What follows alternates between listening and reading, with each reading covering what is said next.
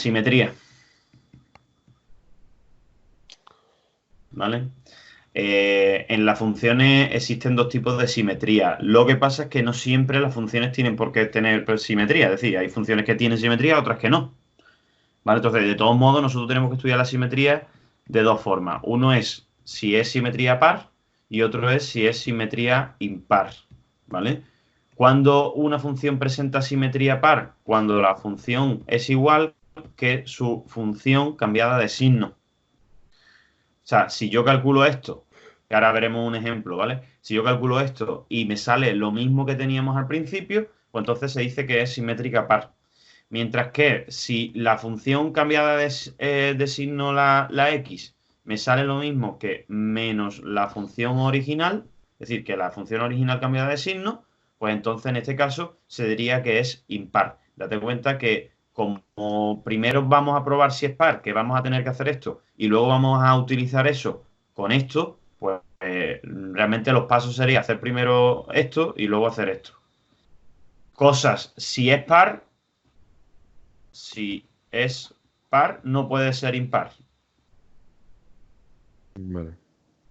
¿Vale? Ahora, si no es par, pues puede ser impar o tampoco serlo. Es decir, ya digo, no tiene por qué tener simetría. ¿Vale? Por cierto, cuando la simetría es par, se dice que es simétrica respecto del eje de ordenada. O sea, el eje Y.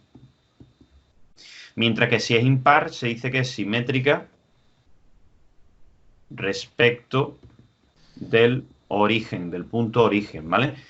¿Qué significa esto? Esto significa lo siguiente. Si yo tuviese una función par, la función par, lo que haga la función a la izquierda, por ejemplo, de lo que es el eje X, a la derecha tendría que hacer lo mismo, de manera que es como si se estuviese viendo pues en un espejo, ¿vale? Esto es simetría par, Vale. ¿vale? Ahora, ¿qué es simetría impar? Simetría impar significa que lo que yo haga en este cuadrante de aquí, por ejemplo, imagínate que yo hago así, pues en esta también tiene que hacer exactamente lo mismo. Es decir, tendría que hacer algo así y algo así, ¿vale? Y una de las características que tiene esto es que si lo giras, que a ver si me deja girarlo de esto, si tú giras una función de este tipo, te tiene que quedar igual, ¿vale? Pero claro, estoy girando el eje de coordenadas. A ver si me deja girar esto, ¿vale? Junto con esto. No, no me deja. El caso es ese. Si yo girara la función, Rogi, Sí. me tendría que quedar exactamente igual. O sea, esta parte de aquí pasaría a este lugar, Ah, ¿vale? O sea, haciendo un giro de la gráfica, de lo que es la gráfica, girando la gráfica así, esta parte terminaría estando en este lugar y esta parte terminaría estando en este lugar. O sea, al final quedaría igual. ya. Eso es ser impar, ¿vale? Vale. Entonces, ejemplos. Te ponen una función, eh, imagínate que la función es igual a x a la cuarta menos x al cuadrado partido de 3x a la cuarta y me preguntan si esta función es par o si es impar, ¿no? Entonces, lo primero que tengo que hacer es, si f de x es esto de aquí, pues calcular f de menos x. ¿Cómo se calcula f de menos x? Pues en cada x que tenga la función, tengo que poner un menos x. Pero cuidado, lo tengo que poner entre paréntesis. O sea que esto sería menos x elevado a 4, esto sería menos x al cuadrado y esto sería menos x a la cuarta. ¿Y qué ocurría con algo negativo elevado a par? Porque se transformaba a positivo. O sea que este va a ser x a la cuarta, este va a ser x al cuadrado, el menos de fuera obviamente se deja como menos, y menos x a la cuarta, pues se quedaría como 3x a la cuarta. ¿Qué ha ocurrido? Porque la función que me ha salido es igual que la del principio. O sea, se ha cumplido que f de x es igual a f de menos x. Entonces, ¿cómo es esta función? Pues simétrica par. ¿Lo veo o no? Sí. Vale. Un ejemplo de impar. Imagínate que tienes x al cubo menos x, por ejemplo. ¿Vale? Y resulta pues que esto es f de x. Entonces yo primero tendría que intentar con esto pues hacer la simetría par. Tengo que preguntarme si es par. Para que sea par, pues f de x tiene que ser igual a f de menos x. Por tanto voy a calcular f de menos x. O sea, tengo que sustituir aquí el menos x y aquí el menos x. O sea que me va a quedar menos x al cubo menos menos x. Que menos x al cubo sigue siendo menos x al cubo y menos menos x es más x. ¿Me ha salido igual que la del principio? No. No. Así que, como no es igual, pues no es par.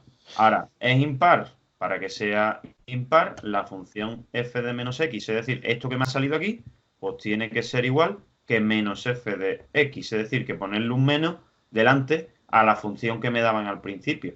Pues vamos a ver si es verdad. ¿Cuánto es menos f de x? Menos f de x es menos esta función de aquí. ¿Y qué ocurre con ese menos? Pues que cambia el signo a esto y a esto. O sea que me va a quedar que es menos x al cubo más x. ¿Son iguales? Sí. Pues entonces es impar.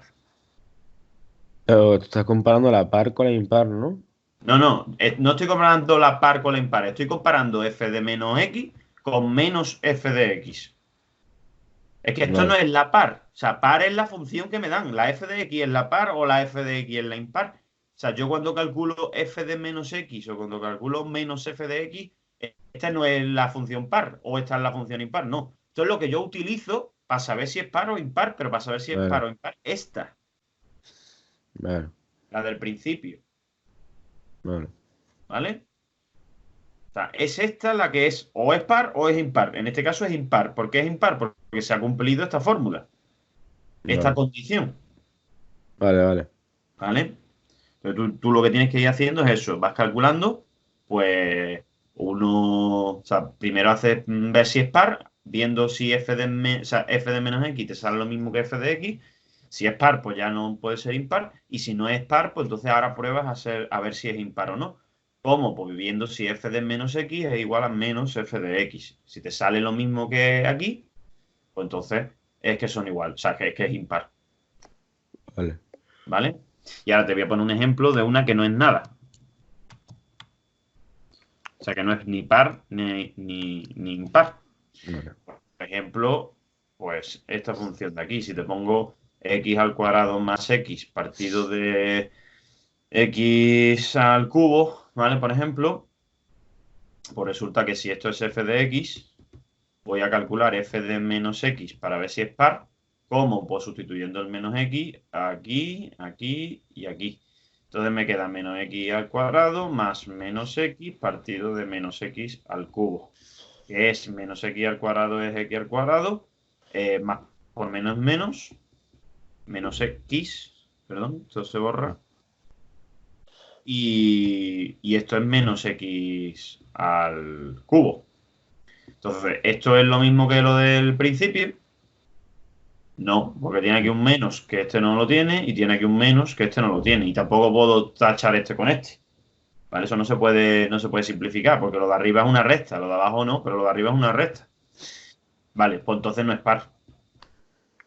Ahora, voy a ver si es igual a menos, o sea, si esto de aquí es igual a menos f de x, que es cambiarle el signo a la función del principio, es decir, a x al cuadrado más x partido de x al cubo. Cuidado con esto, cuando tenemos un menos delante de una fracción, solo se cambia una de las partes, o bien lo de arriba o bien lo de abajo. No se Sí, cambian sí. las dos, porque si cambio las dos, un menos arriba y un menos abajo sería un más al final. O sea, no tendría sentido. Entonces, o cambio una, o sea, o cambio la de arriba o cambio la de abajo. Yo voy a cambiar, por ejemplo, la de arriba. Si cambio la de arriba, me quedaría menos x al cuadrado menos x partido de x al cubo. Y tampoco esto es igual a esto, porque tiene un menos delante y no tiene el menos de debajo. ¿Vale? Entonces, no sería igual. Y si hubiese cambiado el de abajo, me hubiese quedado x al cuadrado más x partido de menos x al cubo, que tampoco sería igual, porque este no coincidiría con este, ya que esto es un más y esto tendría que ser un menos. Entonces no es impar. Pues no es ni par ni impar, es decir, no es simétrica. No No. presenta ningún tipo de simetría.